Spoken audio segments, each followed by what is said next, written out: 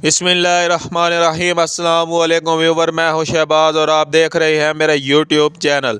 आज हम बात करेंगे जी डी ट्रेस इंजेक्शन के बारे में।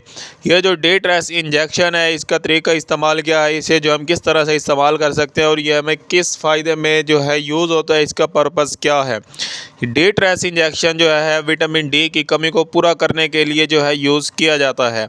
इसके अलावा वो मैं आपको बताऊं, ये डी ट्रेस इंजेक्शन जो है विटामिन D3 इसमें पाया जाता है। अगर आपकी हड्डियां कमज़ोर है या फिर जो आप शुगर पेशेंट हैं तो आप ये इस्तेमाल करें तो आपकी हड्डियां जो है वो मज़बूत रहें। इसकी जो कीमत है, एक इंजेक्शन की कीमत सिर्फ़ और सिर्फ 150 रुपये कीमत है।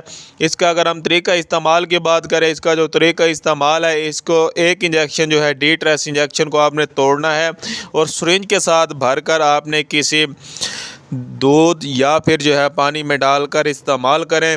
एक इंजेक्शन जो है हफ्ते में एक बार जो है आपने ये इस्तेमाल करना है। आपको जो विटामिन डी की कमी है ये पूरी हो जाएगी। ये बुज़ुर्ग हज़रात में जो है बहुत ही ज़्यादा मुफीद है।